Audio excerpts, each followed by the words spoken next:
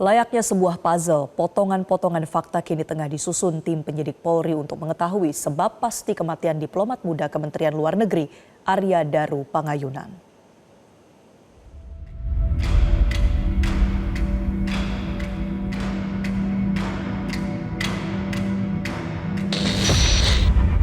Beragam spekulasi masih menyelimuti pengungkapan sebab kematian diplomat muda Kemlu Arya Daru Pangayunan. Tak sedikit yang menduga ada unsur pidana hingga dugaan upaya mengakhiri hidup.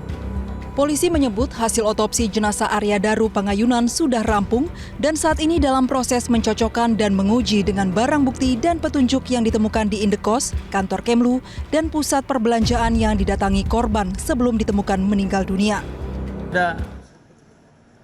Untuk kasus diplomat, untuk hasil lapor sudah, sekarang masih dalam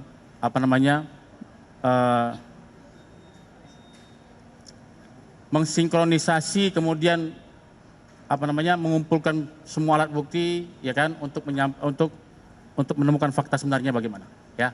Nanti akan disampaikan oleh Direktorat Kriminal Umum Polda Metro Jaya langsung.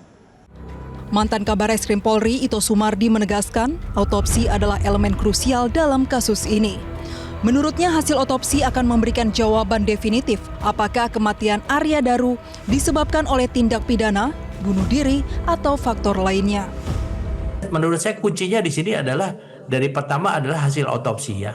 Otopsi itu menyebabkan apakah yang bersangkutan itu meninggal kemudian waktunya baru kemudian dililit kepalanya dengan plastik dan lakban, ataukah dia meninggal karena kepalanya dililit dengan plastik dan lakban. Itu pun ada dua kemungkinan, bisa dilakukan dia sendiri atau dilakukan orang lain.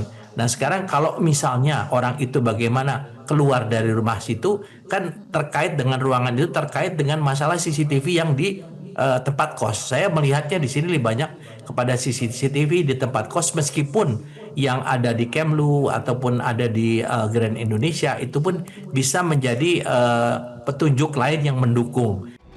Ahli psikologi forensik Reza Indragiri menyebut berdasarkan kondisi jenazah, barang bukti dan petunjuk di TKP, ia menilai sulit menemukan unsur pidana dalam kasus ini. Menurut Reza, banyak hal yang harus diselidiki, mulai dari keberadaan korban di rooftop Kemlu hingga percakapan korban sebelum meninggal. Dilakukan pemeriksaan sidik jari di lakban, ternyata hanya ada satu sidik jari, yaitu sidik jari almarhum.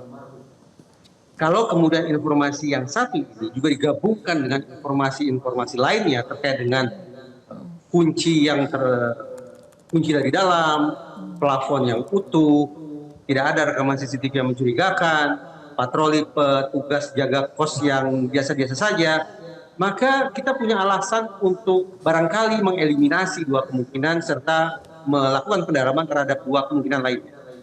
Dua spekulasi yang barangkali bisa dieliminasi atau dikesampingkan adalah kemungkinan bahwa dengan segala hormat almarhum meninggal bukan dalam sebuah situasi yang alami atau natural.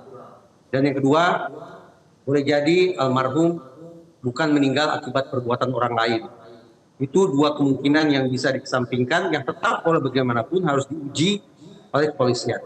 Sementara dua spekulasi yang tersisa adalah apakah almarhum meninggal akibat keputusannya untuk mengakhiri hidupnya sendiri, ataukah meninggalnya almarhum merupakan akibat dari suatu kecelakaan.